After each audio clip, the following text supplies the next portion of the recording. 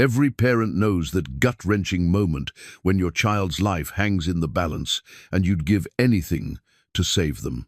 That's exactly where Eliza McCrae finds herself, in 1887, when her 12-year-old son is dying and no doctor can help. She rides out to find Clayton Rourke, a wealthy rancher who knows Cherokee healing ways. When she offers to marry him if he can save her boy, the 60-year-old cowboy is shocked. He's spent years alone after being hurt by love. But something about this desperate mother touches his heart. As her son slowly gets better, Eliza and Clayton start healing old wounds too. They discover that sometimes the best things come from the most unexpected places. But can a deal made in desperation turn into real love? Before we jump back in, tell us where you're tuning in from, and if this story touches you, make sure you're subscribed, because tomorrow I've saved something extra special for you. The leather midwifery bag sat open on Eliza McCrae's kitchen table, its contents scattered like fallen leaves across the worn oak surface. Dried chamomile, willow bark, raspberry leaf tea remedies that had brought comfort to countless women in Cedar Ridge over the past 15 years. Tonight, they seemed as useless as dust in the wind. Eliza's weathered hands trembled as she sorted through the herbs, her mind racing through every healing technique she'd ever learned. At 52, she had delivered more babies than she could count, eased more suffering than any woman should have to witness, and earned the respect of every soul in this frontier town. But all her knowledge, all her experience, meant nothing when it came to saving her own child. The floorboards creaked overhead as Micah stirred in his fever-soaked sleep. Each sound from his room sent a jolt through her heart. For 3 weeks now, she'd watched her 12-year-old son waste away, his body burning with a heat that no medicine could touch. Dr. Henley had tried everything: bloodletting, mercury treatments, cold baths that left Micah shivering and delirious. Nothing worked. Yesterday, the good doctor had pulled her aside with eyes full of regret and spoken the words every mother fears. "I'm sorry, Eliza. There's nothing more I can do." She closed her eyes and let her mind wander back to happier times, when Thomas was still alive and their little house rang with laughter. Her late husband had been a carpenter, his hands always busy creating something beautiful from rough wood. He'd built every piece of furniture in this house with his own 2 hands, including the small bed where Micah now fought for his life. Thomas had died in a logging accident when Micah was only 7, crushed beneath a falling pine on a rain-soaked morning that changed everything. "You'll be fine, Eliza." He'd said that last morning, kissing her forehead as he prepared to leave for work. "You're the strongest woman I know. You can handle anything life throws at you." But Thomas hadn't known about this. He hadn't known that 5 years after his death, she'd be sitting alone in their kitchen, helpless as their only child slipped away from her. Eliza had built a good life for herself and Micah after Thomas passed. Her reputation as a skilled midwife brought steady work, and the people of Cedar Ridge looked after their own. Mrs. Henderson from the general store always had a kind word and a peppermint stick for Micah. Old Pete, the blacksmith, taught him how to shoe horses and mend harnesses. The women of the church brought casseroles when she worked late births, and the men tipped their hats with genuine respect when she passed. Micah had grown into a bright, curious boy who reminded her of his father in 100 small ways. He had Thomas's gentle hands and quick smile, the same way of tilting his head when he was thinking hard about something. The boy loved books and horses in equal measure, spending his afternoons either reading in the shade of their apple tree or helping at the livery stable. Everyone in town had a soft spot for Micah McCrae, with his freckled face and earnest questions about everything under the sun. The illness had come without warning. One morning, he'd been his usual energetic self, helping her organize her medical supplies and chattering about the new foal at Miller's ranch. By evening, he was burning with fever and complaining of a terrible headache. She'd thought it was just a common childhood ailment, something that would pass with rest and her herbal teas. But the fever climbed higher each day, and strange symptoms began to appear. Red spots across his chest, a stiffness in his neck that made him cry out when he tried to sit up. His eyes became sensitive to light, forcing her to keep the curtains drawn tight. Dr. Henley called it brain fever, though he admitted he'd never seen a case quite like this one. The town rallied around them, as small towns do in times of crisis. The women took turns sitting with Micah, while Eliza caught brief moments of sleep. The men brought firewood and fixed a loose shutter without being asked. Reverend Matthews held special prayers every Sunday, and even the saloon keeper, not known for his piety, was seen dropping coins in the collection plate marked, "For the McCrae boy." But prayers and kindness couldn't break the fever. Each passing day brought Micah closer to death's door, and Eliza felt her own strength ebbing like water from a cracked bucket. It was Mrs. Henderson who first mentioned Clayton Rourke. They were standing in the general store 3 days ago, Eliza picking up supplies she could barely afford, when the older woman leaned across the counter with a conspiratorial whisper. "You know, dear, there's been talk about that reclusive rancher out past Willow Creek. They say he knows things about healing old Cherokee ways. His first wife taught him before she passed." Eliza had heard the stories, of course. Everyone in Cedar Ridge knew about Clayton Rourke, though few had actually seen him. He owned the largest ranch in 3 counties, built his fortune in cattle when the railroad came through 10 years ago. But he lived like a hermit, rarely coming to town except for essential supplies. The gossips said he'd been married to a Cherokee woman who died young, leaving him bitter and alone. "He's got Indian medicines," Mrs. Henderson continued, glancing around to make sure they weren't overheard. "Saved a rancher's daughter from pneumonia 2 winters back, or so they say. Used herbs and rituals the white doctors don't understand." The idea had lodged itself in Eliza's mind like a splinter, impossible to ignore. She'd spent the last 3 days wrestling with it, knowing how desperate and foolish it sounded. Clayton Rourke hadn't spoken to anyone from town in years. What made her think he'd help her? But as she sat in her kitchen tonight, listening to Micah's labored breathing upstairs, desperation won out over pride. She was a healer who couldn't heal her own son, a mother watching her child slip away while she stood helpless. What did she have left to lose? The plan that formed in her mind was so outrageous, so completely improper, that her practical nature recoiled from it. But desperate times called for desperate measures, and if there was even the smallest chance that Clayton Rourke could save Micah, she had to try. Eliza rose from her chair and walked to the window, gazing out at the star-filled prairie sky. Somewhere out there, beyond the rolling hills and wind-bent grass, lived a man who might hold her son's life in his hands. Tomorrow, she would ride to his ranch and make an offer that would shock them both. She climbed the stairs to check on Micah one more time. The boy lay still as death beneath his blankets, his face pale except for the fever-bright spots on his cheeks. His small chest rose and fell with barely perceptible breaths, and his lips moved soundlessly in his sleep.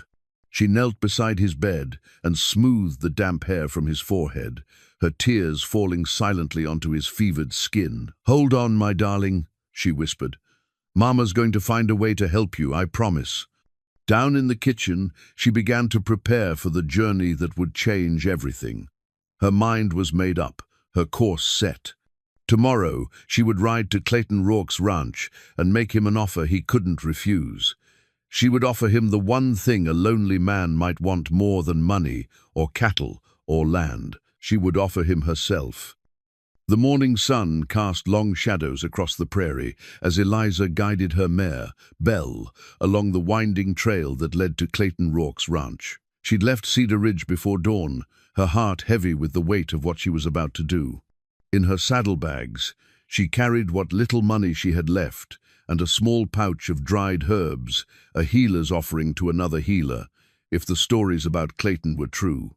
The ride took her through country she'd never seen before, past rolling hills dotted with grazing cattle and creek beds lined with cottonwoods. The land here was wilder, more remote than the settled area around Cedar Ridge. With each mile, civilization seemed to fall away behind her, leaving only the vast sky and endless grass. After 3 hours of steady riding, she crested a hill and saw the Rourke Ranch spread out below her like something from a dream. The main house was larger than any in Cedar Ridge, built of honey-colored stone with a wide porch that wrapped around 3 sides. Outbuildings dotted the property: barns, corrals, a bunkhouse for ranch hands. Hundreds of cattle grazed in pastures that stretched to the horizon. But it was the man standing in the main corral who captured her attention. Even from a distance, she could see this had to be Clayton Rourke. He stood well over 6 feet tall, his broad shoulders filling out a worn work shirt. His dark hair was streaked with silver at the temples, and his movements had the easy confidence of a man comfortable in his own domain. Eliza took a deep breath and urged Belle down the slope toward the ranch. As she drew closer, Clayton looked up from the horse he was training, his piercing blue eyes fixing on her with undisguised curiosity. It had probably been months since a stranger, especially a woman traveling alone, had appeared at his ranch. "Ma'am," he said as she approached the corral fence, touching the brim of his hat in a gesture that was polite but wary. Up close, she could see the lines that years of sun and wind had carved into his weathered face. At 60, he was still a handsome man, but there was something guarded about his expression, like a door that had been locked and the key thrown away. "Mr. Rourke," Eliza said, dismounting from Belle with hands that trembled slightly. "My name is Eliza McCrae. I've come from Cedar Ridge." "Long way to ride just for a social call," Clayton observed, his voice carrying a hint of suspicion. "What brings you out to my ranch, Mrs. McCrae?" Around his neck, she noticed, hung a small leather pouch decorated with intricate beadwork in blues and reds. The Cherokee medicine pouch that Mrs. Henderson had mentioned. Perhaps the sight of it gave her hope if he still wore it. Maybe he still practiced the healing arts. "It's about my son," Eliza began, then stopped, struggling to find the right words. "How did you explain desperation to a stranger? How did you make him understand that you were willing to sacrifice everything for just a chance?" Clayton's expression softened slightly at the mention of a child. "He's sick, dying," Eliza said simply, the word falling between them like a stone. "He's been burning with fever for 3 weeks. The doctor in town has given up." "I heard that is. People say you know about healing. Cherokee healing." Clayton's jaw tightened, and his hand moved unconsciously to the medicine pouch at his throat. "Folks say a lot of things. Most of it ain't worth the air it takes to speak it." "Please." Eliza stepped closer to the fence, her eyes meeting his directly. "I'll pay you anything. I'll give you everything I have." "And what would that be?" Clayton asked, though his tone wasn't mocking. There was something in his voice that suggested he understood desperation all too well. Eliza took a shaky breath. This was the moment of truth, the leap into the unknown that would either save her son or destroy what remained of her dignity. "If you can heal my son," she said, her voice steady despite the trembling in her chest, "I'll marry you." The words hung in the air between them, like smoke from a gun barrel. Clayton's eyes widened, and he actually took a step backward. Of all the things he might have expected this strange woman to say, this clearly wasn't among them. "Ma'am, I think the sun might have gotten to you on that long ride," he said finally. "Maybe you should come up to the house, have some water, and think about what you're saying." "I know exactly what I'm saying," Eliza replied, though her cheeks burned with embarrassment. "I'm offering you marriage in exchange for my son's life. I'm a good woman, Mr. Rourke. I can cook and clean and manage a household. I know about healing herbs and birthing babies. I'm not asking for love or romance, just a practical arrangement between 2 people who might benefit from each other's company." Clayton stared at her for a long moment, his face unreadable. Then, to her surprise, he laughed, not with humor, but with something that sounded almost like pain. "Lady, you don't know what you're asking," he said, shaking his head. "I'm not the marrying kind. Haven't been for a long time. But you do know about Cherokee healing?" she pressed, hope flaring in her chest. Clayton was quiet for so long that Eliza began to think he wouldn't answer. When he finally spoke, his voice was barely above a whisper. "My wife, my first wife, she was Cherokee. Taught me some things before she died, but that was 20 years ago, and I haven't used those skills since. Would you try?" Eliza asked. "Please, he's all I have left in this world." Something in her voice, the raw desperation, the love of a mother facing the unthinkable, seemed to crack the wall Clayton had built around himself. He looked at her for a long moment, taking in her travel-worn dress, her dust-covered face, the tears she was trying so hard not to shed. "Even if I agreed to look at the boy," he said slowly, "what makes you think I'd want a wife I barely know? What makes you think any decent man would accept such an arrangement?" "Because," Eliza said, meeting his gaze steadily, "you're lonely. I can see it in your eyes. This big ranch, all this land, what good is any of it if you have no one to share it with? No family to pass it on to?" Clayton's face flushed, and for a moment she thought he might order her off his property. Instead, he opened the corral gate and stepped through it, moving closer until only a few feet separated them. "You're either the bravest woman I've ever met or the most foolish," he said quietly. "Maybe both." "I'm a mother," Eliza replied, "which probably makes me both." Clayton studied her face, seeing something there that made him nod slowly. "I'll come look at your boy," he said finally, "but I'm not promising anything beyond that. And I sure as hell am not agreeing to any marriage bargain." Relief flooded through Eliza so powerfully that her knees nearly buckled. "Thank you," she whispered. "Thank you so much." "Don't thank me yet," Clayton warned, walking toward the barn where his horse waited. "Cherokee medicine isn't magic, no matter what people might think. If your boy is as far gone as you say, there might not be anything anyone can do." But as he saddled his horse and prepared to follow her back to Cedar Ridge, Eliza allowed herself to hope for the first time in weeks.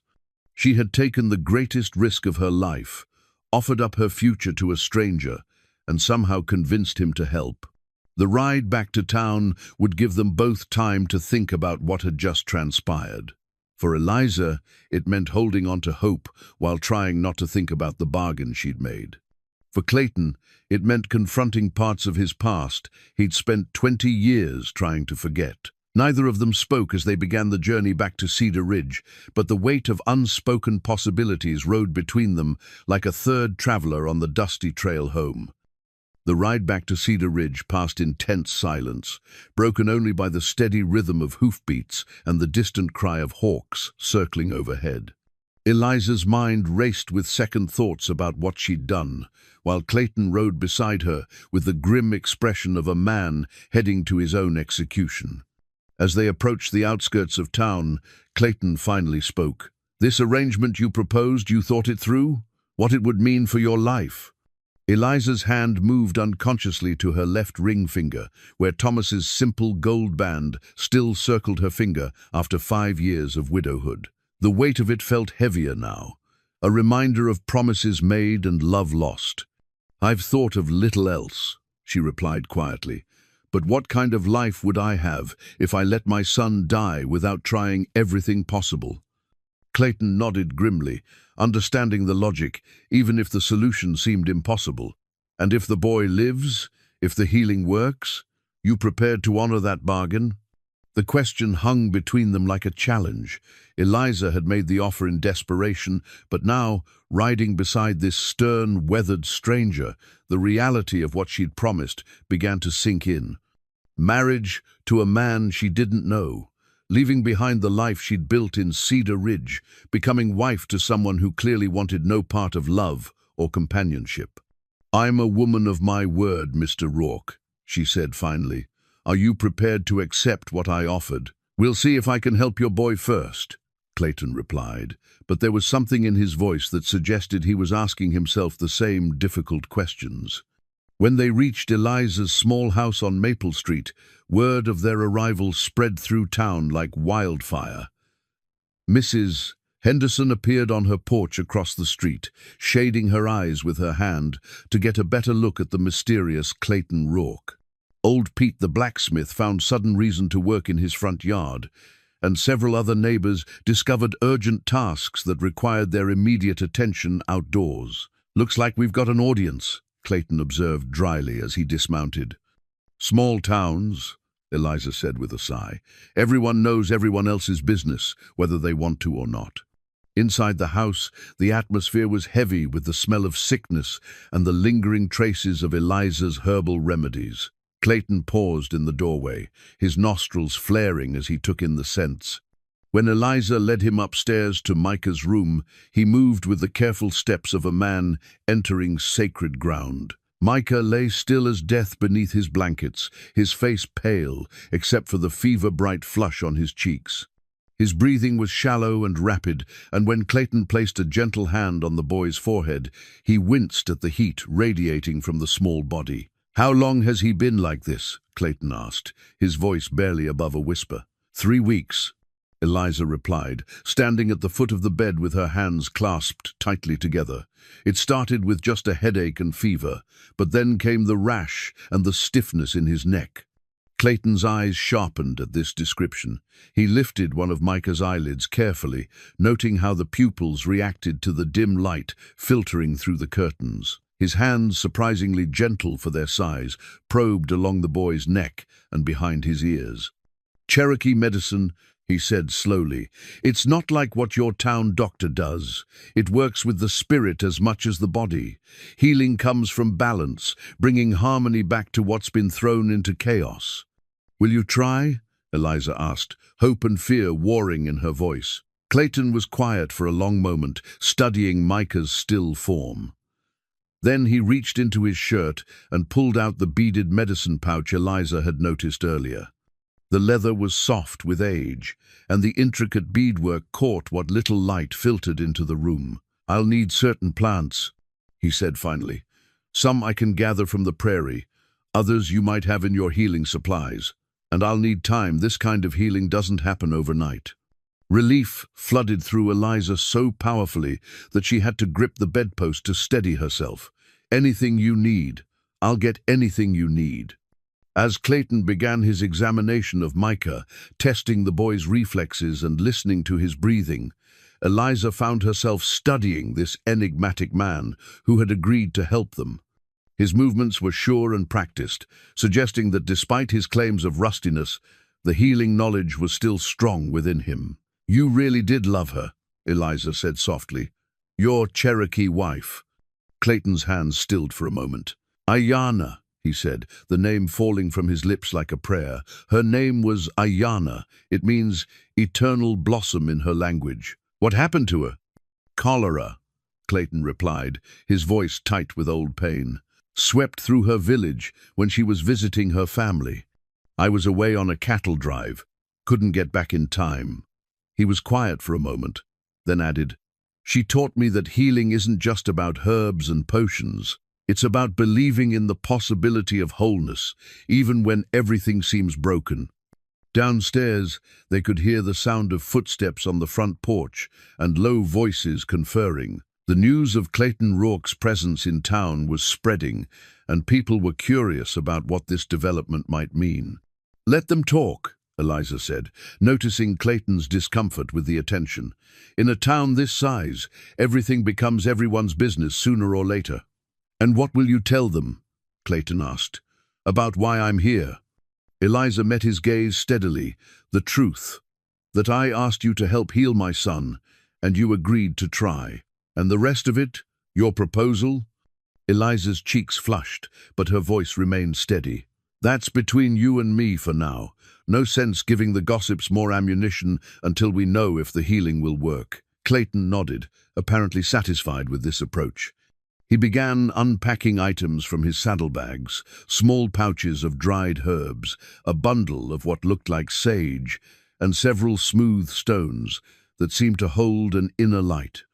"I'll need to gather fresh willow bark and some other plants," he said, "and we'll need to prepare a sweat lodge, a small one, just big enough for the boy." "A sweat lodge?" Eliza asked. "Here, behind your house, if you have the space. It's part of the healing process. The heat and steam help draw out the poison that's making him sick." As the afternoon wore on, Clayton worked with quiet efficiency, preparing his medicines while Eliza assisted him as best she could.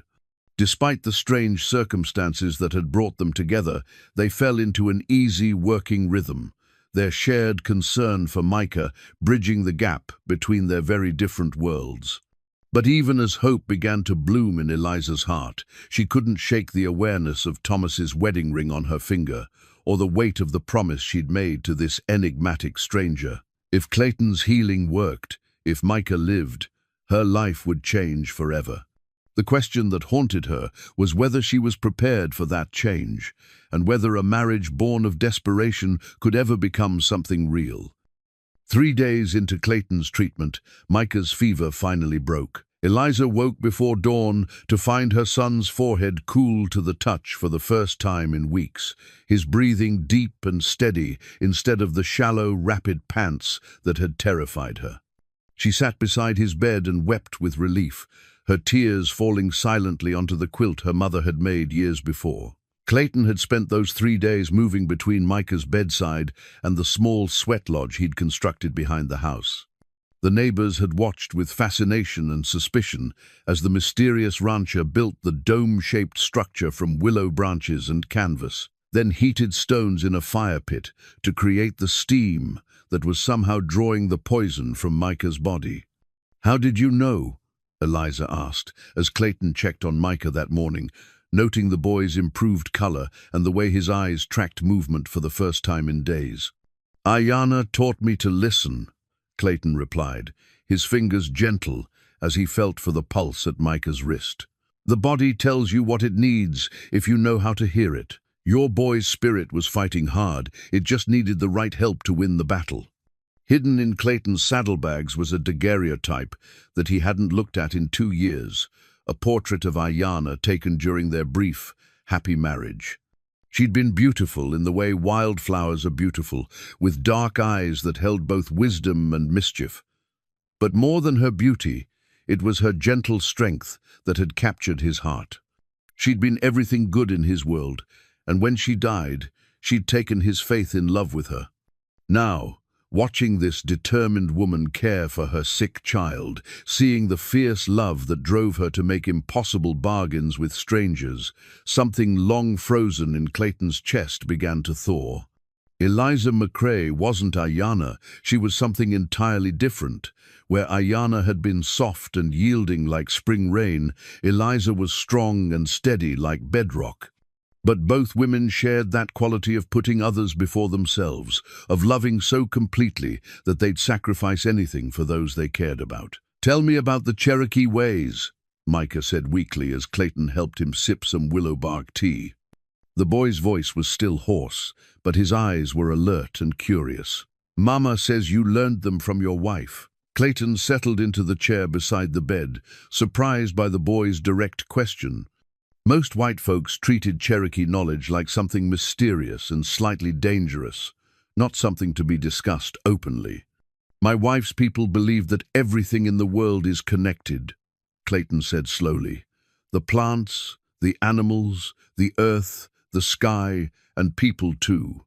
When someone gets sick, it means those connections have been damaged somehow. Healing means fixing those connections, bringing everything back into balance. Like when I helped Mr. Peterson at the livery stable," Micah said thoughtfully.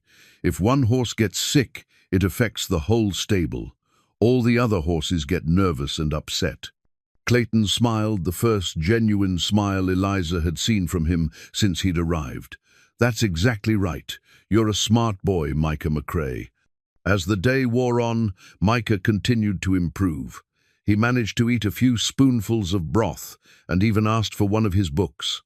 Eliza found herself watching Clayton with growing fascination as he tended to her son with the patience of a man who understood suffering and the gentle strength of someone who'd learned to heal both bodies and spirits. That evening, as Clayton prepared to return to his ranch for the night, Eliza followed him outside. The autumn air was crisp, and the first stars were beginning to appear in the darkening sky. "He's going to live," she said, the words still hard to believe after weeks of expecting the worst. "Looks that way." Clayton agreed, checking the straps on his horse's saddle. The fever's broken, and his spirit is fighting strong again, but it'll take time for him to get his full strength back. And our agreement? Eliza asked quietly, steeling herself for his answer. Clayton was quiet for a long moment, his hands still on the saddle. When he finally looked at her, his expression was unreadable in the growing darkness. "You made that offer when you thought your boy was dying," he said slowly. "Desperate people make desperate bargains. I'm not going to hold you to something you said in fear and grief."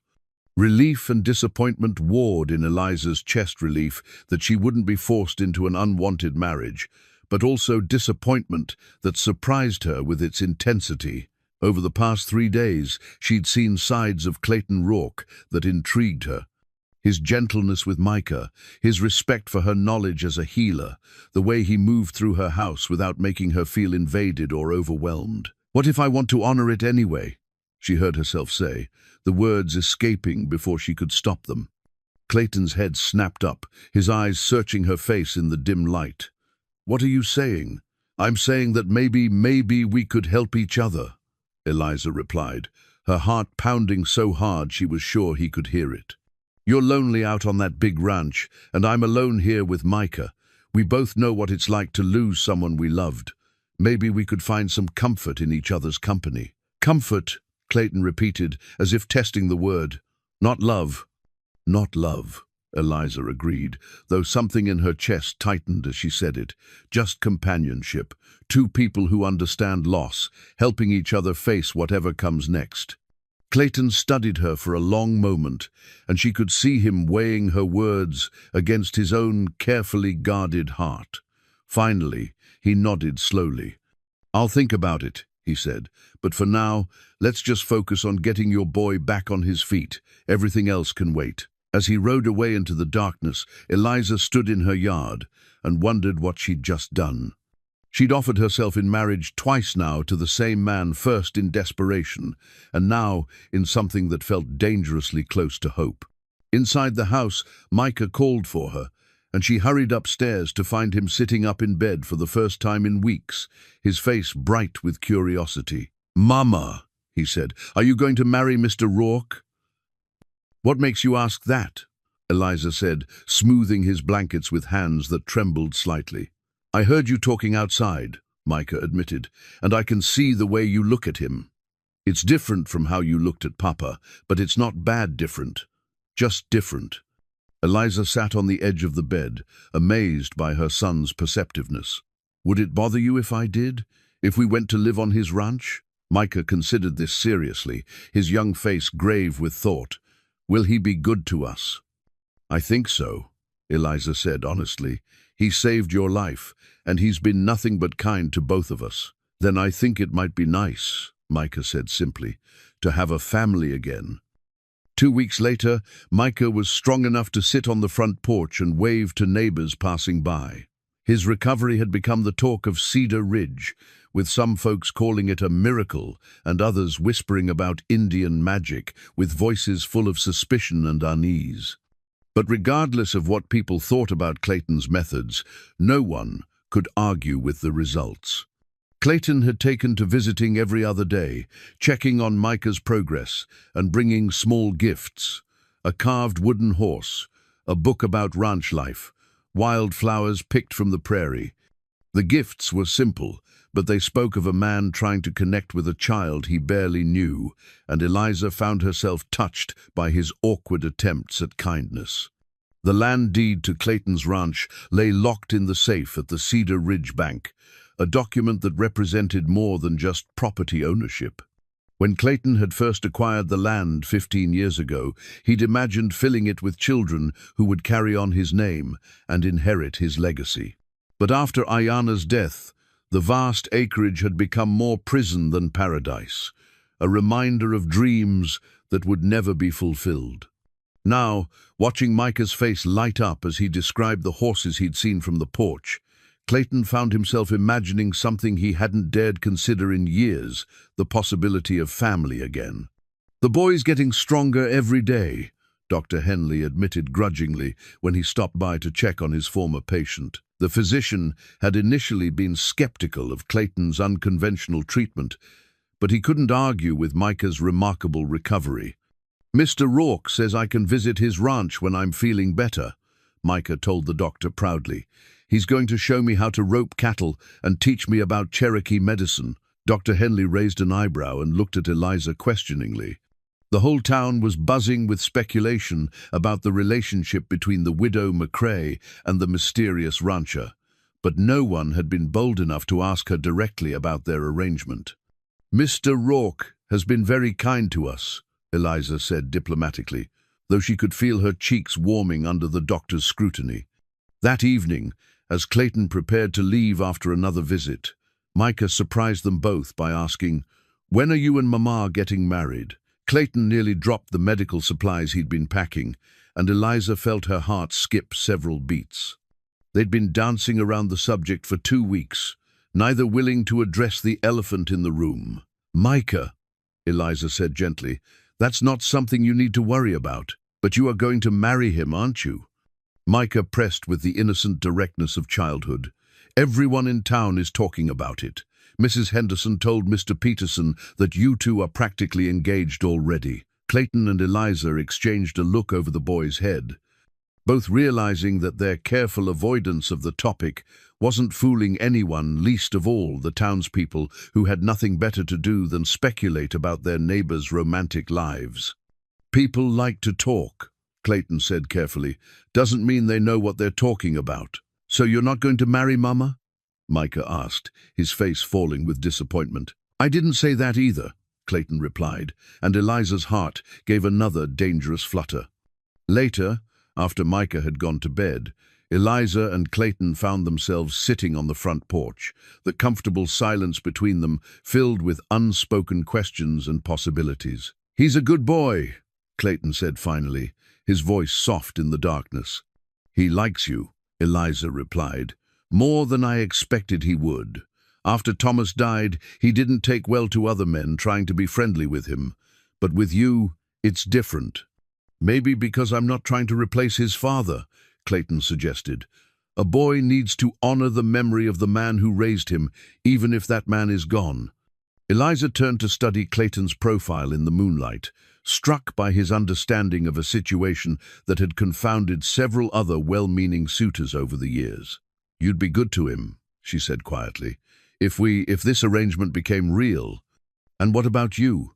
Clayton asked, turning to meet her gaze. "What would you need from a marriage like this?" It was a fair question, and one Eliza had been wrestling with for days. What did she want from a marriage that would start as a business arrangement? What could she reasonably expect from a man who was still mourning his first wife? "Respect," she said finally. "Kindness, a partnership where we both contribute something valuable. I'm not asking for grand passion or poetry, Clayton. I'm asking for a life where we support each other and care for Micah together." "And if something more developed between us?" Clayton asked quietly. "If this companionship you're talking about turned into something deeper?" Eliza's breath caught in her throat. "Would you want it to?" Clayton was quiet for so long that she thought he wouldn't answer. When he finally spoke, his voice was barely above a whisper. "I buried my heart with Ayanna 20 years ago," he said. "I never thought I'd want to dig it up again. But these past 2 weeks, watching you care for your boy, seeing the strength it takes to be the kind of mother you are, it's made me wonder if maybe I've been living half a life for too long." "That's not an answer," Eliza said gently. Clayton smiled ruefully. "No, it's not. Truth is, I don't know what I want anymore. I spent so many years being certain I'd never love again that I'm not sure I'd recognize the feeling if it hit me in the face." From inside the house came the sound of Micah coughing, not the terrible, hacking cough of his illness, but the ordinary cough of a boy whose throat was still healing. Both adults tensed automatically, then relaxed when the sound wasn't repeated. "We're good together," Eliza observed. "When it comes to taking care of him, I mean. We work well as a team." "We do," Clayton agreed. "And teamwork is a good foundation for a marriage, even if it's not the most romantic one." "Romance is for young people," Eliza said pragmatically. People our age need something more substantial to build on. But even as she said the words, she found herself wondering what it would be like to be held by this quiet, strong man. What it would feel like to share not just the burdens of daily life, but the small intimacies that made a house feel like a home. "The whole town expects us to announce something soon," Clayton said. "Mrs. Henderson cornered me at the general store yesterday, fishing for information." "What did you tell her?"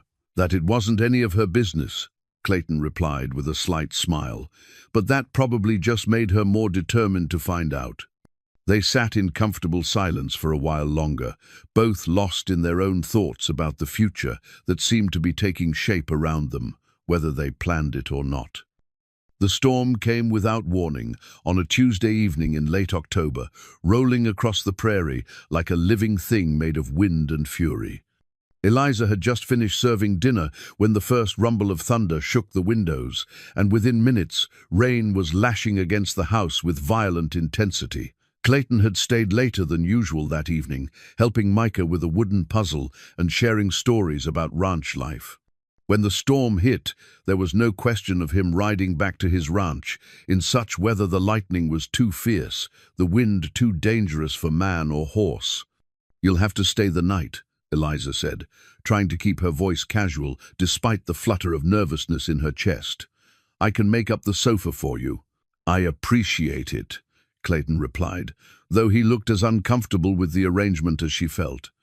Upstairs in Eliza's bedroom, wrapped carefully in tissue paper and stored in her hope chest, lay her mother's wedding quilt. The intricate pattern told the story of 4 generations of women in her family. Each bride had added her own stitches to the design, creating a tapestry of love, loss, and endurance. Eliza's own stitches were there from her marriage to Thomas, but she'd never imagined adding new ones for a second husband. The storm raged through the night, and neither Eliza nor Clayton slept well. She lay awake, listening to the thunder and the sound of him moving restlessly on the sofa below, while he stared at the ceiling and wondered what he was doing in this house, in this life that felt both foreign and strangely familiar. Around midnight, Micah woke crying from a nightmare brought on by the storm. Eliza hurried to comfort him, but Clayton was already there, sitting on the edge of the boy's bed and speaking in low, soothing tones. "It's just thunder, son," he was saying, using the endearment so naturally that it took Eliza's breath away. "Nothing to be afraid of. My Cherokee grandmother used to tell me that thunder was just the sky spirits dancing, celebrating the rain that feeds the earth." "Really?" Micah asked, his voice small and uncertain. "Really," Clayton confirmed. "Listen, can you hear the rhythm? Like drums at a powwow." As they sat together in the dim room, listening to the storm and Clayton's gentle stories, Eliza felt something shift inside her chest. This wasn't the desperate bargain she'd made weeks ago, or even the practical arrangement they'd been discussing. This was something deeper, warmer, the beginning of what a real family might feel like. When Micah finally fell back asleep, Clayton and Eliza found themselves alone in the hallway, suddenly aware of the intimacy of the situation. She was in her nightgown and robe, her hair loose around her shoulders, and he was in his shirt sleeves with his hair disheveled from lying on the sofa. "Thank you," she whispered, "for comforting him. You didn't have to." "He's a good boy," Clayton interrupted softly. "Any man would be proud to call him son." The words hung between them, heavy with implication. They stood there in the darkness, close enough to touch, and Eliza found herself studying the lines of Clayton's face in the dim light from Micah's room. "Clayton," she began, not sure what she wanted to say. "I know," he replied, his voice rough with emotion. "I feel it too." Before either of them could think better of it, he reached out and touched her cheek with gentle fingers. She didn't pull away, and for a moment they stood frozen in that simple contact, both realizing that somewhere along the way their practical arrangement had begun to transform into something neither had expected. "This is dangerous," Eliza whispered. "Why?" Clayton asked, though his hand remained on her face. Because if we start caring for each other, really caring, and something goes wrong, it won't just be a business arrangement that fails. It'll be our hearts breaking all over again. Clayton's thumb traced across her cheekbone, and she saw in his eyes the same fear that gripped her own heart. They'd both loved deeply before, and they'd both learned how much it could hurt when that love was taken away. "Maybe," he said quietly. "The risk is worth it." Before Eliza could respond, another crash of thunder shook the house, breaking the spell between them. Clayton dropped his hand and stepped back, both of them suddenly aware of how close they'd come to crossing a line they weren't ready to cross. "I should let you get some sleep," he said, his voice carefully neutral. "Yes," Eliza agreed, though she made no move to return to her room. "Good night, Clayton." "Good night, Eliza." But neither of them slept for the rest of the night. Eliza lay in her bed thinking about the gentleness in Clayton's touch and the way he'd called Micah son without hesitation. Clayton stretched out on the sofa, staring at the ceiling and wondering if he was brave enough to love again, or if some wounds were too deep to ever fully heal. The next morning dawned clear and bright, as if the storm had washed the world clean. Clayton helped Eliza with breakfast, while Micah chattered excitedly about the thunder and lightning, and anyone watching might have thought they were already a family. But the moment of intimacy from the night before hung between the adults like a bridge they weren't sure they dared to cross. They were polite with each other, careful not to let their hands touch when they passed dishes or cleaned up the kitchen. "I should get back to the ranch," Clayton said when the meal was finished. "The hands will be wondering where I am." "Of course," Eliza replied, busying herself with wiping down counters that were already clean. As he prepared to leave, Micah surprised them both by running up to Clayton and hugging him around the waist. "I liked having you here," the boy said simply. "It felt like having a papa again." Clayton's arms came around the boy automatically, and when he looked up at Eliza over Micah's head, she saw something in his eyes that took her breath away. It wasn't just affection or gratitude, it was love, pure and simple, for this child who had somehow crept past all his defenses. "I liked it too," Clayton said quietly, and Eliza knew he wasn't just talking to Micah. After he left, Eliza spent the day in a state of emotional confusion, alternately thrilled and terrified by what was happening between them. She was falling in love with Clayton Rourke, and despite all her practical speeches about companionship and partnership, she was beginning to want something much more dangerous than a marriage of convenience. The question was whether he wanted the same thing, or if she was reading too much into a moment of storm-born intimacy. Eliza found the envelope slipped under her door on a crisp November morning, her name written across the front in the precise handwriting of Mr. Hartwell, the banker. Her hands trembled as she broke the wax seal, though she already knew what the official-looking document would contain.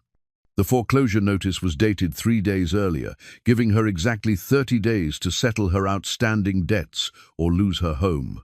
The amount owed nearly $200 in medical bills, unpaid taxes, and a loan Thomas had taken out before his death might as well have been $2,000 for all her ability to pay it. She sank into her kitchen chair, the paper fluttering to the floor as the full weight of her situation crashed down upon her. All these weeks of worrying about Micah's health, she'd been ignoring the mounting pile of bills and past due notices. Dr. Henley's treatments, the medicines that hadn't worked, the time she'd lost from her midwifery practice while caring for her sick son, it had all added up to more than she could possibly manage. "Mama?" Micah appeared in the doorway, fully dressed and ready for the day. His recovery had been so complete that he was back to his old energetic self, eager to help with chores and pestering her daily about when they might visit Clayton's ranch. "Everything's fine, sweetheart," Eliza said quickly, scooping up the notice and tucking it behind the sugar bowl. "Why don't you go gather the eggs while I start breakfast?" But everything was far from fine. As she went through the motions of cooking oatmeal and making coffee, Eliza's mind raced through her options. She had perhaps $50 saved, barely enough to cover a month's basic expenses, let alone settle a debt of this magnitude. Her midwifery practice brought in some income, but not nearly enough to catch up on months of accumulated bills. She was still wrestling with the problem when Clayton arrived for his usual afternoon visit, bringing with him a carved wooden top for Micah and the gentle smile that had become so familiar over the past month. "You look troubled," he observed as Micah ran outside to try out his new toy. "Something wrong?" "Nothing I can't handle," Eliza replied, but her voice lacked conviction even to her own ears. Clayton studied her face with the same careful attention he'd given to Micah's illness, reading the signs of distress she was trying so hard to hide. "Eliza, if something's bothering you, maybe I can help." "You've done enough," she said quickly. "More than enough. I won't burden you with my problems." But Clayton wasn't easily dissuaded. He'd learned to read people during his years of loneliness, and he could see the fear hiding behind Eliza's forced cheerfulness. When she stepped outside to check on Micah, he spotted the corner of an official-looking document poking out from behind the sugar bowl. The foreclosure notice told him everything he needed to know. $200, a sum that would bankrupt Eliza, but represented less than what he spent on feed for his horses in a month. Without hesitation, he slipped out of the house and rode straight to the bank. Mr. Hartwell was surprised to see the reclusive rancher in his office, especially when Clayton announced his intention to settle Mrs. McCrae's debts in full. "Very generous of you, Mr. Rourke," the banker said, his eyes bright with curiosity. "I take it you and the widow have reached some sort of understanding." "That's between Mrs. McCrae and myself," Clayton replied curtly, signing the bank draft with quick, decisive strokes. But word traveled fast in a small town like Cedar Ridge. By the time Clayton returned to Eliza's house, half the town knew about his visit to the bank, and speculation about their relationship had reached fever pitch. Eliza was hanging laundry on the line when Mrs. Henderson appeared at her gate, practically vibrating with excitement. "My dear," the older woman gushed, "I've just heard the most wonderful news. Mr. Rourke paid off all your debts at the bank this morning. How romantic. When's the wedding?" The blood drained from Eliza's face. "What are you talking about?" "Oh, don't be modest, Mrs." Henderson continued. "The whole town knows you two are practically engaged, and now that he's taken care of your financial difficulties, there's nothing to stop you from making it official." As soon as Mrs. Henderson left, Eliza marched into the house where Clayton was teaching Micah a card game, her face flushed with anger and humiliation. "Micah, go play outside for a while," she said tersely. The boy looked between his mother and Clayton, sensing the tension in the room. "Is everything all right?" "Everything's fine," Clayton said calmly. "Go on, son. Your mama and I need to talk." When they were alone, Eliza turned on Clayton with all the fury of a woman whose pride had been trampled. "How dare you?" she said, her voice shaking with emotion. "How dare you go behind my back and pay my debts without even asking me?" "You needed help," Clayton replied simply. "I had the means to provide it." "I don't need your charity," Eliza shot back. "I don't need you swooping in like some knight in shining armor, solving my problems with your money." "It wasn't charity," Clayton said, his own temper beginning to rise. "We're going to be married. A husband has a right to take care of his wife's debts." "Are we?" Eliza demanded. "Because I don't remember agreeing to anything beyond the original bargain. You heal my son, I marry you." "Well, Micah's healed, but that doesn't give you the right to investigate my finances and make decisions about my life without consulting me." Clayton stood up slowly, his face hardening. "I was trying to help. I thought—" "You thought what? That because I'm a poor widow, I'd be grateful for any crumbs of assistance you threw my way? That I'd fall at your feet in gratitude and play the dutiful wife to the generous benefactor? That's not—" "Isn't it?" Eliza interrupted, tears of humiliation burning her eyes. "You looked at me and saw a charity case, a woman so desperate that she'd sell herself for her son's life. Well, congratulations, Mr. Rourke. You've bought yourself a wife. I hope she's worth the price you paid." Clayton's face went white at her words. "You think that's what this is about? Money? What else could it be?" Eliza replied bitterly. "You're 60 years old, wealthy, respected. What would you want with a penniless widow and her sickly child, except to salve your conscience and feel like a good man?" The silence that followed was deafening. Clayton looked at her as if she'd slapped him, and Eliza immediately regretted her harsh words. But her pride was wounded too deeply to take them back. "Is that really what you think of me?" Clayton asked quietly. "After everything we've shared these past weeks, you think I'm just trying to buy a wife like I'd buy a piece of livestock? I don't know what to think anymore," Eliza admitted, her anger deflating into exhaustion. "I thought we were building something real between us, something based on mutual respect and understanding. But then you go behind my back, making decisions about my life as if I'm already your property to manage." "I was trying to protect you," Clayton said. "I saw you were in trouble, and I wanted to help. That's what people do when they care about each other." "No," Eliza said firmly. "That's what people do when they think they know better than everyone else, when they see someone as too weak or too foolish to handle their own problems." Clayton stared at her for a long moment, then walked to the door. "I reckon there's nothing more to say then. The bank draft is signed, your debts are paid. Consider it a wedding gift, if that makes it easier to accept." "Clayton, wait!"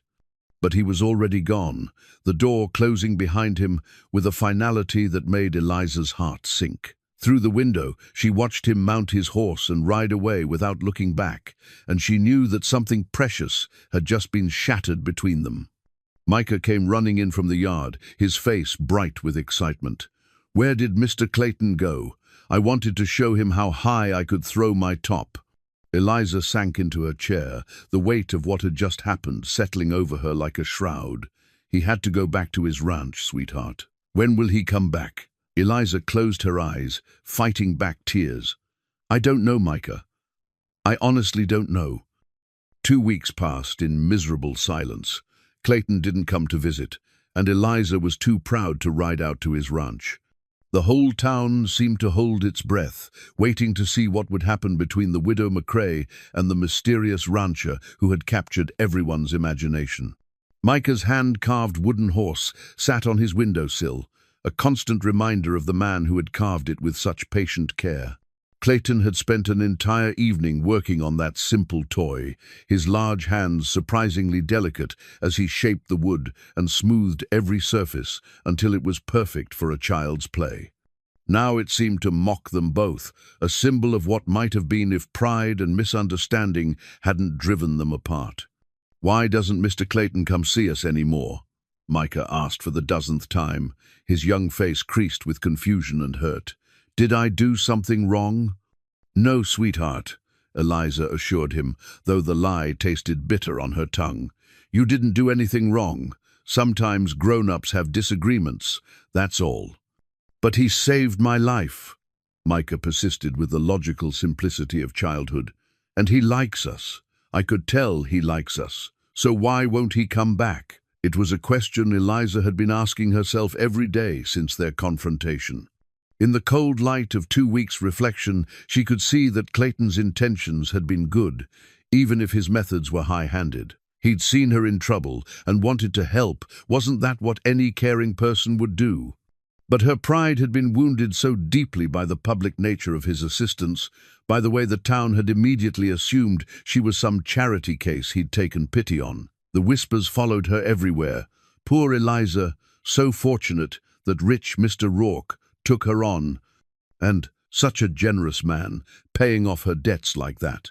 She'll make him a grateful wife, I'm sure. Each comment cut like a knife, reinforcing her fear that she was nothing more than an object of pity to Clayton, a good deed to make him feel better about his solitary life.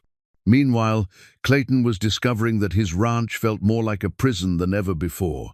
The vast rooms that had once provided peaceful solitude now echoed with loneliness. Every evening, he found himself looking toward town, remembering the warmth of Eliza's kitchen and the sound of Micah's laughter. His foreman, Jake, had worked for him for 8 years and had never seen his boss so unsettled. "Whatever you did, boss, maybe it's time to swallow your pride and fix it," Jake suggested one evening as they finished checking the cattle. "Never seen you this miserable, not even in the early days after Miss Ayana passed." She thinks I see her as charity, Clayton said bitterly. Thinks I was trying to buy myself a wife, like some mail-order arrangement. Were you? Jake asked bluntly. Clayton's head snapped up, his eyes flashing with anger. But before he could respond, the older man held up a weathered hand. I'm not saying you were, Jake continued, but maybe you need to think about how it looked from her side. Woman's been taking care of herself and her boy for 5 years, building a reputation as someone who can handle whatever life throws at her. Then you come along and start solving her problems without even asking if she wants them solved. The truth of those words hit Clayton like a physical blow. In his eagerness to help, to show Eliza that he cared about her welfare, he'd completely overlooked her need to maintain her dignity and independence. I've made a mess of everything, he admitted. Nothing that can't be fixed with some honest conversation, Jake replied. Question is, do you care enough about her to do the hard work of making it right? That night, Clayton sat alone in his study, holding the daguerreotype of Ayanna that he'd kept hidden away for so many years. His first wife smiled back at him from the faded image, her dark eyes warm with love and laughter. What would you tell me to do? He asked the picture softly. You always knew the right thing to say when I was being stubborn and foolish. But Ayanna couldn't answer, and Clayton knew that this was a problem he'd have to solve himself. He'd spent 20 years mourning his first wife, using her memory as a shield against the possibility of being hurt again. But somewhere along the way, Eliza McCrae had slipped past his defenses, and now he had to decide whether he was brave enough to fight for what they'd begun to build together. In town, Eliza was having her own difficult conversations.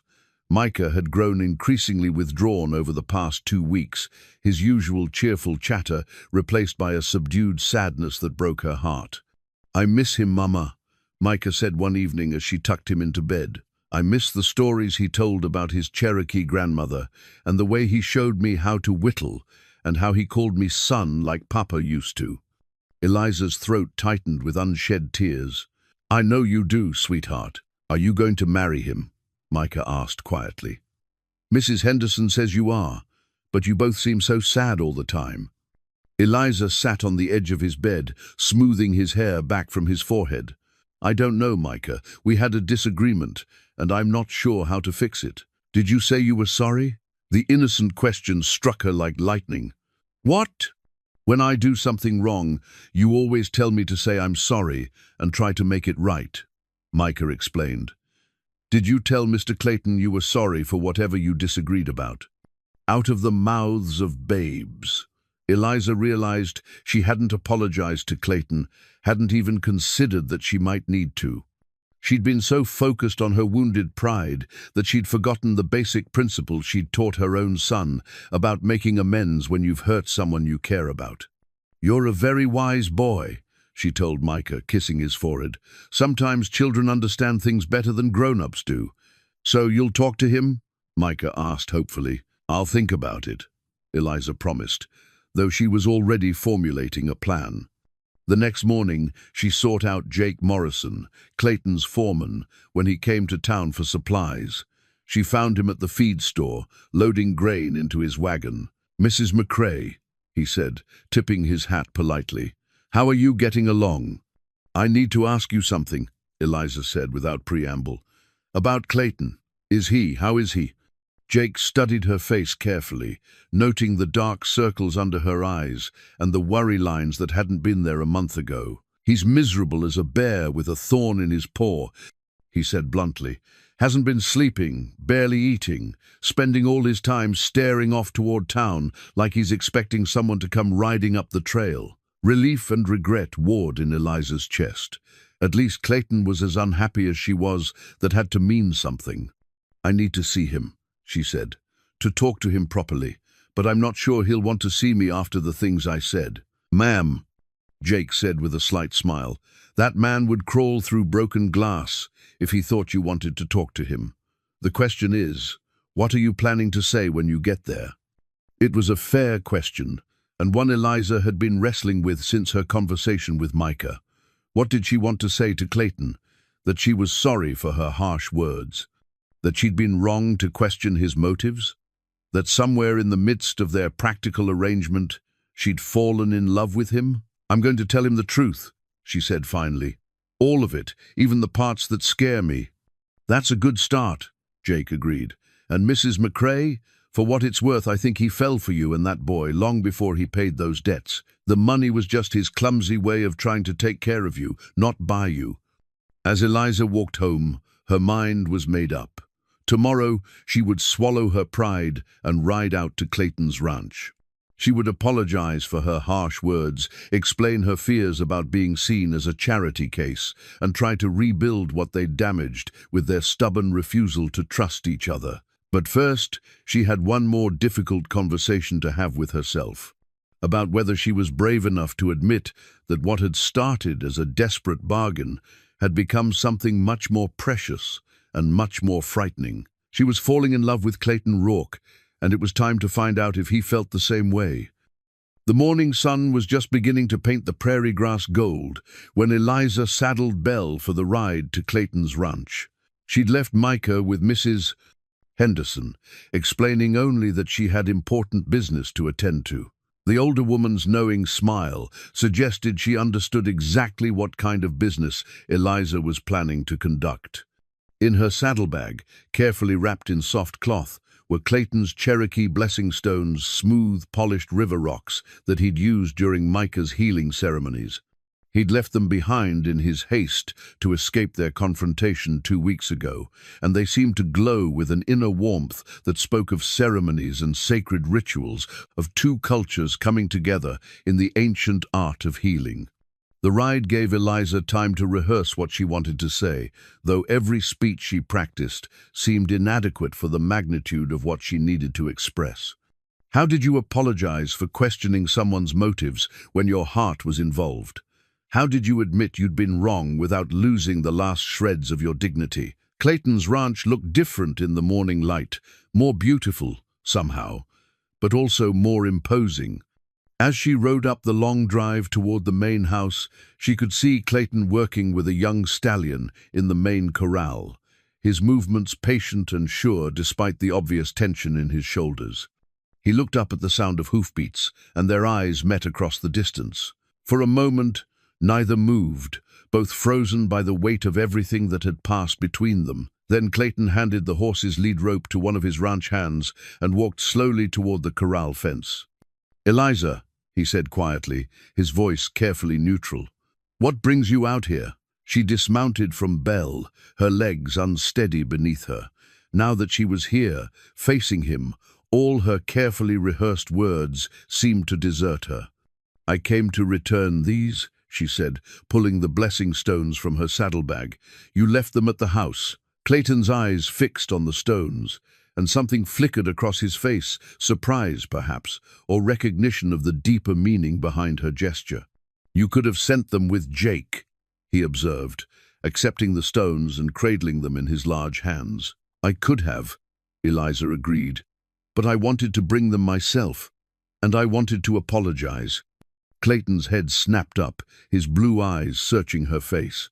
"Apologize for what?" "For the things I said. For questioning your motives, for being so proud and stubborn that I couldn't see past my own hurt feelings to understand what you were trying to do." Clayton was quiet for a long moment, the blessing stones rolling gently between his palms.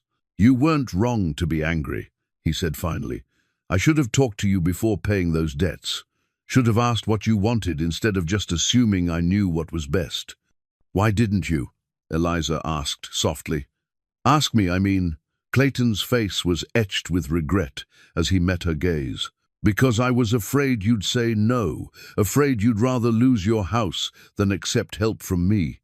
And because—" He stopped, struggling with words that seemed too difficult to speak. "Because what?"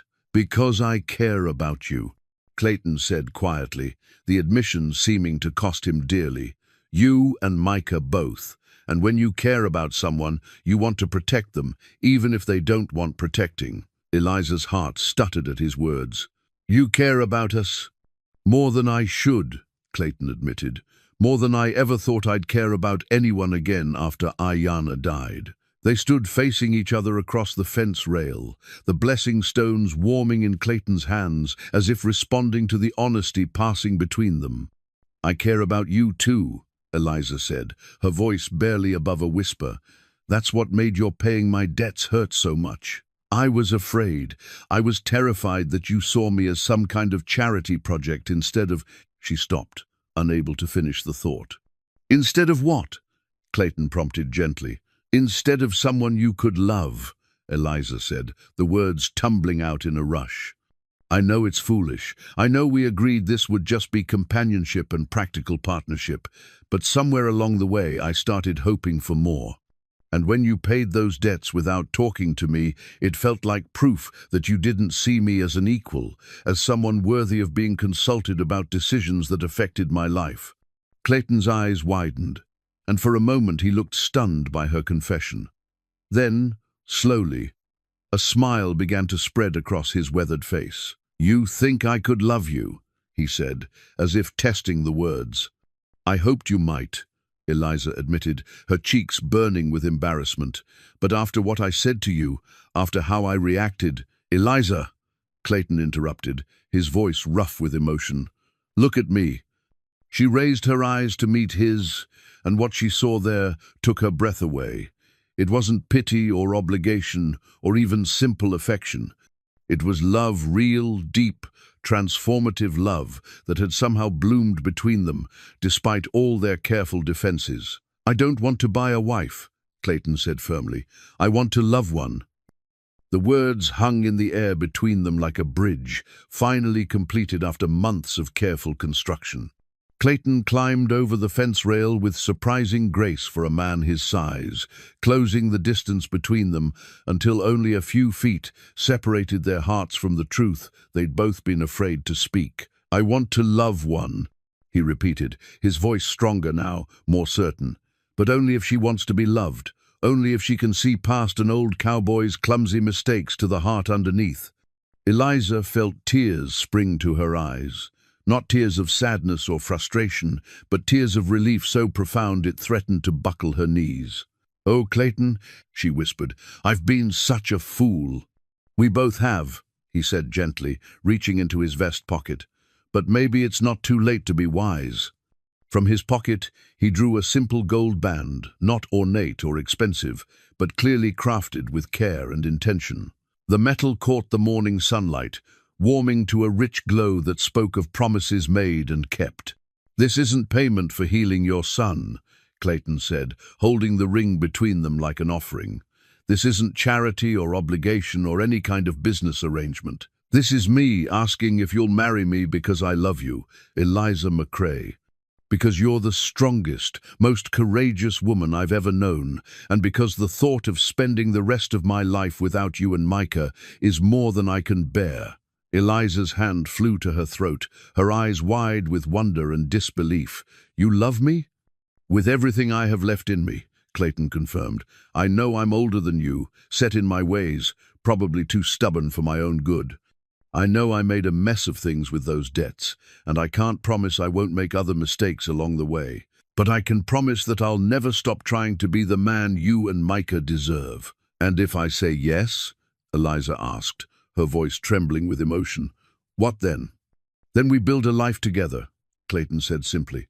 "A real life, based on love and respect and the kind of partnership that makes both people stronger.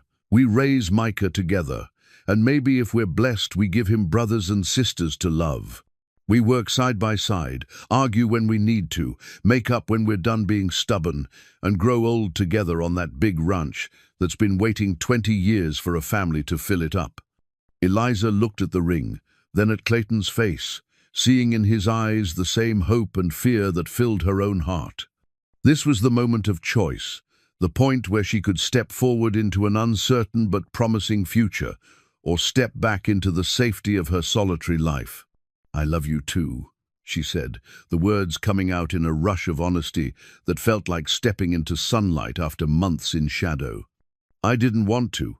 Didn't plan to, but somewhere between watching you heal my son and seeing you be so gentle with him, I fell completely and utterly in love with you." Clayton's face transformed, years of loneliness and caution falling away to reveal the man he'd been before grief had carved lines around his eyes. "Does that mean—" "Yes," Eliza interrupted, holding out her left hand. "Yes, I'll marry you, not because of any bargain or arrangement, but because I can't imagine my life without you in it." With hands that shook slightly, Clayton slipped the ring onto her finger.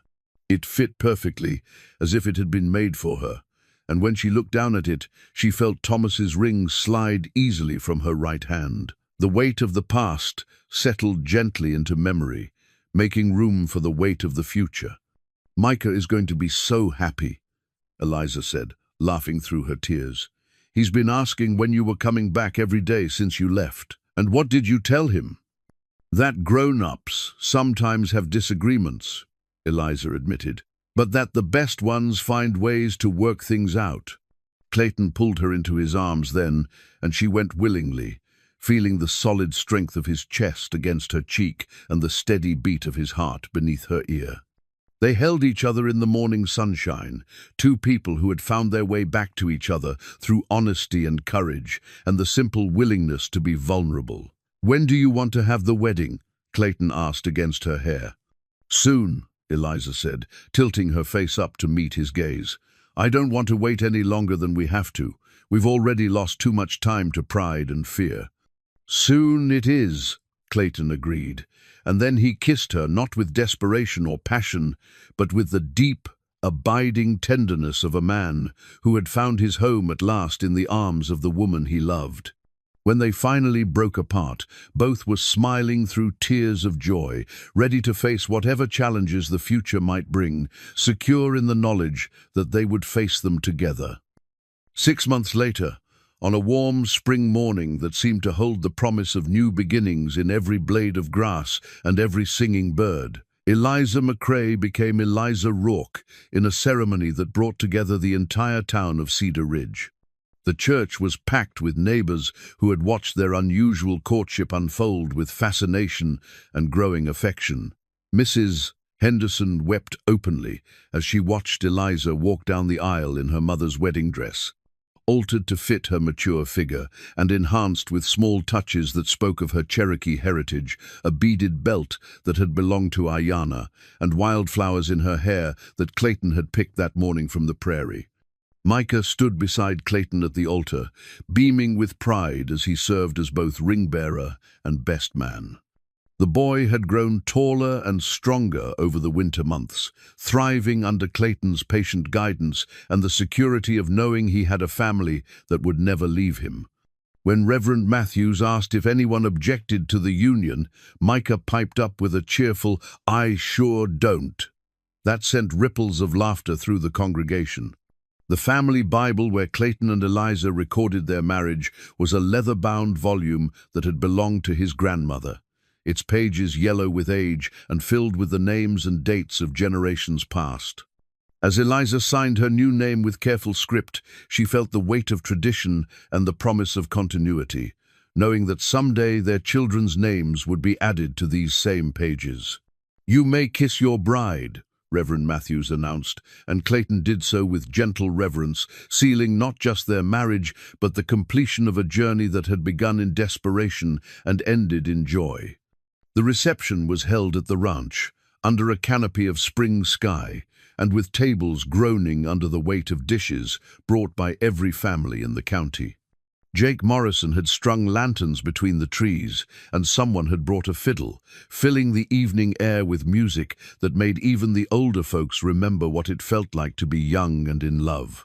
"Hard to believe it all started with you offering to marry me if I could heal your boy," Clayton said as they swayed together to a slow waltz, his arms strong and sure around her waist. "Seems like a lifetime ago," Eliza replied, looking over at Micah, who was attempting to teach some of the other children how to rope a fence post.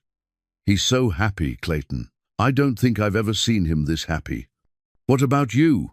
Clayton asked, his blue eyes warm with contentment. "Any regrets about binding yourself to an old rancher?" Eliza smiled up at her husband. "Her husband!" and felt her heart overflow with a contentment she'd never thought to experience again. Only that it took us so long to stop being stubborn and admit we loved each other. "Well," Clayton said, spinning her gently under his arm, "we've got the rest of our lives to make up for lost time." As the evening wore on and the guests began to drift home to their own families, Eliza found herself standing on the front porch of what was now her home, looking out over land that stretched to the horizon and feeling a deep sense of belonging that had nothing to do with legal documents or property deeds. Ma," Micah said, appearing at her elbow. He'd taken to calling her Ma instead of Mama lately, claiming it sounded more grown-up. "Pa says he's going to teach me how to break horses this summer." "Pa, is it?" Eliza said with a smile, noting how naturally the boy had adopted Clayton as his father.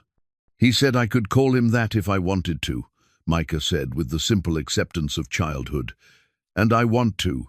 He feels like a real pa, you know. Not like someone pretending or trying to replace Papa Thomas, but like someone who chose to be my pa because he wanted to." Eliza's throat tightened with emotion. In all her hopes for this marriage, she'd dreamed of companionship and security for herself, but she'd underestimated how profound it would be to see her son flourish under the loving guidance of a man who had chosen to be his father.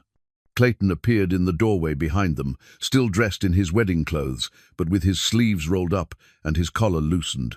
"You two planning to stay out here all night, admiring the view? Just thinking about how different everything is now," Eliza said, leaning back against his chest as his arms came around her. "6 months ago, I was a desperate woman with a dying child, willing to make any bargain to save him. Now you're a rancher's wife with a healthy son and a husband who thinks he's the luckiest man in 3 counties, Clayton finished for her. "Are you?" Micah asked with the directness that children possess. "Lucky, I mean?" Clayton looked down at the boy who had become his son and the woman who had become his heart, thinking about the long, lonely years he'd spent mourning the past instead of living in the present. "Son," he said solemnly, "I'm so lucky that if I tried to count all my blessings, I'd be here until next Christmas." As they stood together on the porch, watching the stars come out over their land and their future, none of them could have imagined that what had begun as the most desperate of bargains would become the foundation of the most joyful of families. But life has a way of surprising us, and sometimes the most broken hearts are the ones that learn to love most deeply. In the years that followed, there would be other children to fill the big ranch house with laughter, other challenges to face together, other moments of joy and sorrow that would deepen their bonds. But on this perfect spring evening, surrounded by love and possibility, they were content to simply be a family, forged not by blood or convenience, but by the transformative power of love, freely given and gratefully received.